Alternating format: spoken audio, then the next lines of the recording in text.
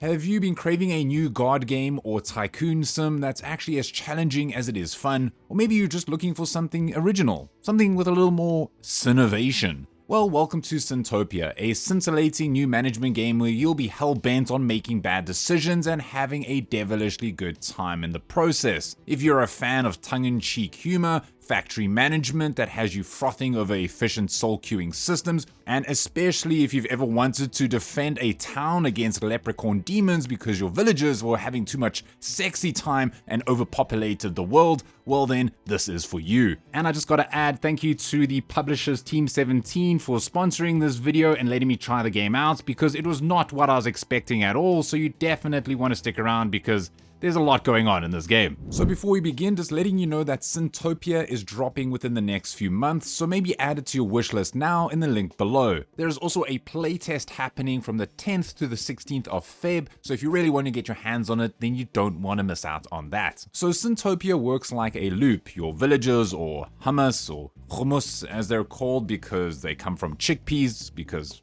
they do.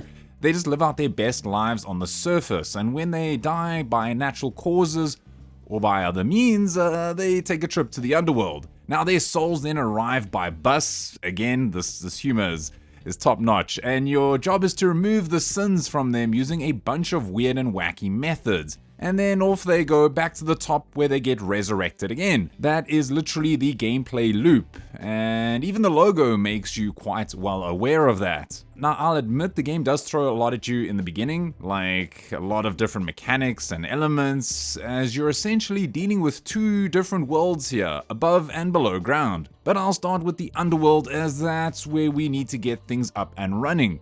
Sintopia acts as a tycoon game here, where you'll need to spend money or purga dollars to place buildings, build roads, and hire employees. So the first challenge here is designing a system where you're making sure you've successfully cleansed the hummus of their sins. You start off simple. You first need to build a line so that you'll be keeping your souls in order. Then you build 1 or 2 doctors that can rid the souls of most of their sins.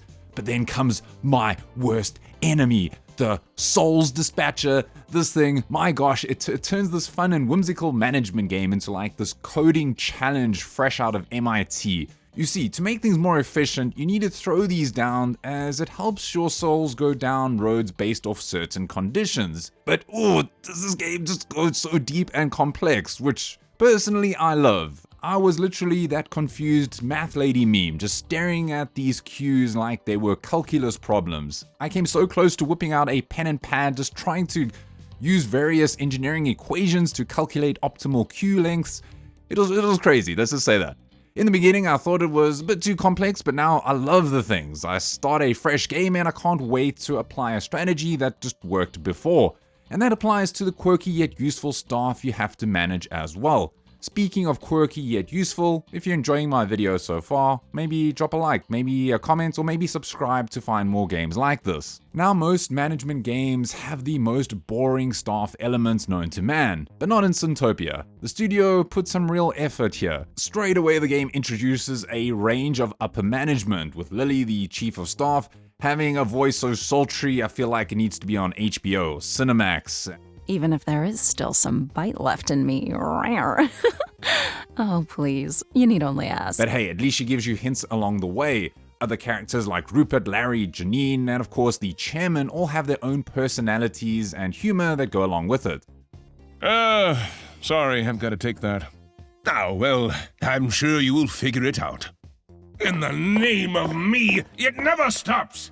And yes, when it comes to that humor, as you've probably gathered, it's definitely aimed at a certain type of audience. You might roll your eyes multiple times, but eventually it's actually pretty fun. It's a breath of fresh air, as I feel like most colony sims and tycoon games these days follow a standard formula for writing and themes, and yeah, it just feels so original and unique. That originality then flows into the staff you'll be managing as well. These imps have their own unique traits that you can upgrade along the way. You do need to keep them motivated, give them a break room so that they don't lose their minds, and of course pay them on time so they don't go on strike.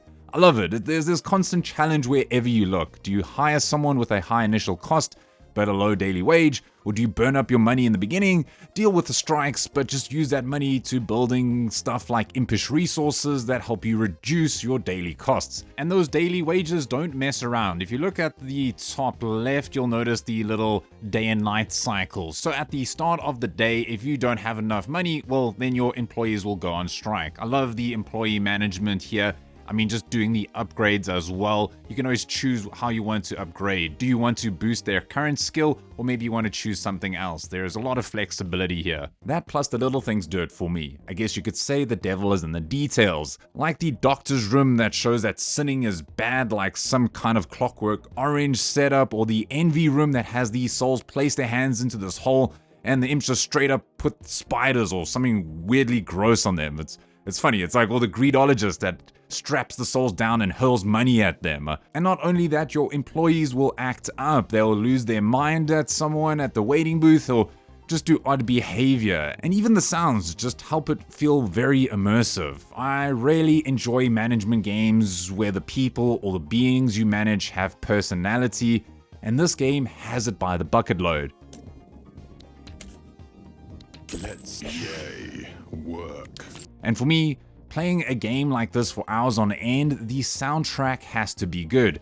And honestly, it's weirdly better than I thought it would be. It's got this retro synthwave vibe with vocals that doesn't feel stale or repetitive, like something you would actually play at a dinner party with friends.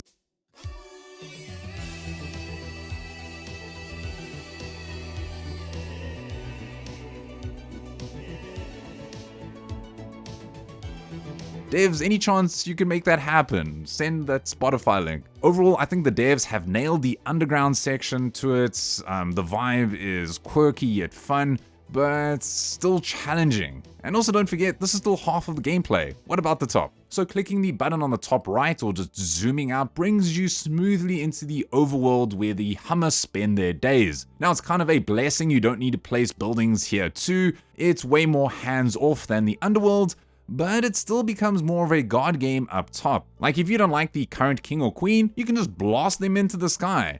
Don't worry, the villagers will find someone else. But why, Marco, would you even want to do that? Well, some kings and queens, they come with their own agendas. They have different opinions or maybe pros and cons. Maybe one wants more war. So if you don't like them, you can just change them up.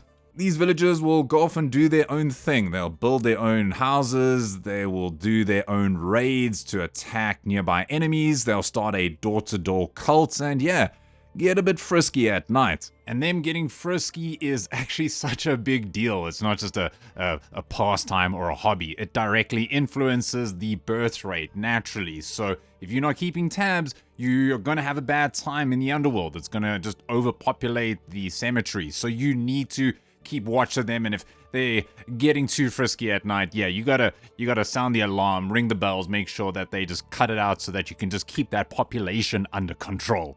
Now I know I said things are a bit more hands-off above ground, but that doesn't mean you can just forget about it. Actually quite the opposite. If I spend too long underground and just focus on my buildings and production downstairs, well, then there's going to be too many births, there's going to be too many deaths, and you have to kind of just manage both at the same time. It's a bit like a juggling act. Even things like their food and their wood and their other resources, yes, you can't directly create more of them, but maybe you can say build production buildings underground that can assist them if they're running out of food and things like that. Again, there's so much complexity here because after many hours of gameplay, I'm still finding new and interesting mechanics. Like this one time I was doing so well, only for my Hummers to get hit with a disease which led to a high death toll, which flooded my underworld. It was a mess. All the time, too many villagers died and it clogged up the cemetery, which then created a swarm of zombies. Yeah, this game is wild. The point is, you can't forget about what's happening at the top either. Another example here are the soldiers or rangers that keep your village safe. They can go on raids to find treasure, but they also need to keep the enemy at bay that are located on the other side of this physics-defying planet. And there's not just one enemy here to worry about either. You see, if you got too much of one type of sin going on, for example, too much greediness, well then a demon will appear out of nowhere. I got this leprechaun with what I think is a Boston accent appear, and he caused absolute havoc on my village. This is a hostile takeover. Sure, you can kill them or maybe even get them on your side if you know how. Let's just say if you don't keep track of the overworlds as well, things are going to snowball. One of my favorite guard game mechanics in the game though is the magical spells and the powers that you get to unleash on either your enemies or maybe sometimes your own villagers. Yes, the ones at the bottom here that can be upgraded that I'll get to soon, but these are really cool, powerful spells that make use of your faith coins, so you can't just endlessly spam them, but it is so much fun. The ragdoll physics are hilarious, and when you go in slow motion and just unleash such waves of destruction, it's like, yes, this is amazing. And all the time while doing it, I'm like, this game is so goofy, but it's so charming at the same time. Like, there's one time I set a house on fire, and I just saw all the villagers running into the river to put themselves out. There's so many little details going on. Or when I'm helping out my group of rangers and wreck these creatures in slow motion, it was so satisfying. Even the character animations themselves have their own personality. I mean, from the employees, the things that they do, maybe in the break room that goes on, as well as the hummus themselves. I mean, just look at the way that they walk. It's hilarious. I even recreated it outside just to give you a better example. In the end, you're left with a well-oiled life and death loop management game. And guess what? I still haven't even got to the upgrades that keep you going.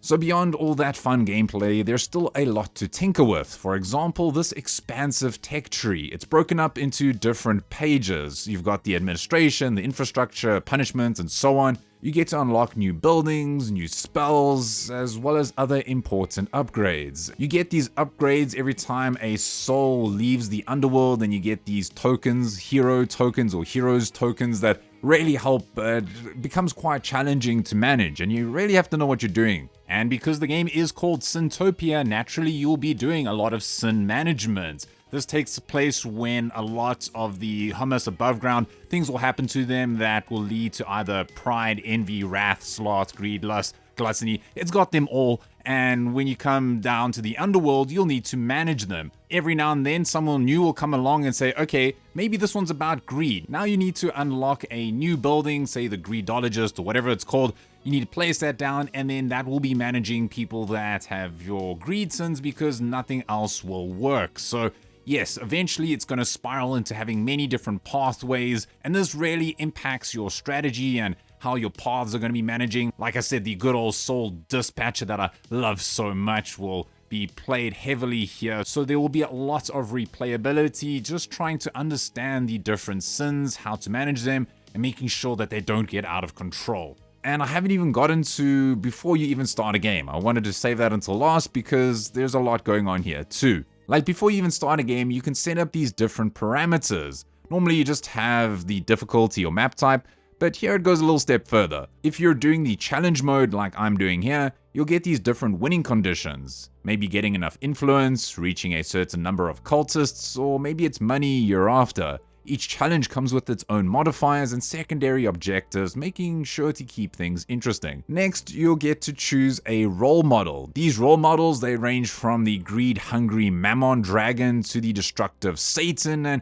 even a good old dad bod Baphomet. Each of these role models have their own gameplay mechanics or boons that they focus on. So like Mammon is all about that greed, so money will be your focus, whereas Baphomet is all about food and resources for your villagers. What is neat is that you don't have to stick to just one here. You can mix and match to create various boon strategies. On the right, it allows you to place them depending on what level they are, having up to 6 active during your gameplay. And these aren't all unlocked at the start. Like you see here, you'll be completing a challenge to unlock prestige points that you can then use to unlock more of these boons. This makes Sintopia feel almost like a roguelike where you get this meta progression, so again, that adds to that replayability. I jumped into Sintopia expecting it'll just be all jokes with no substance, but boy, was I wrong. I crave for management games like this. Titles that aren't afraid to throw you in the deep end just right from the start and say, hey, good luck. Sure, it comes with a great tutorial, but it doesn't hold your hand, and I feel like the devs will actually want you to use your brain a bit,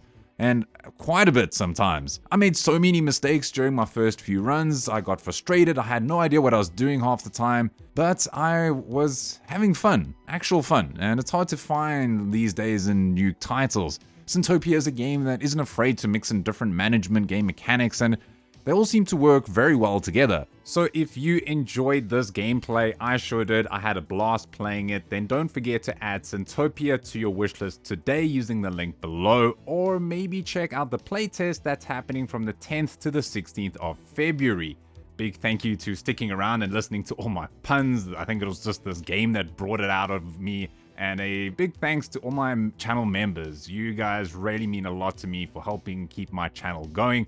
But other than that, it's Marco here from Easily Distracted Games. And as always, don't stop gaming.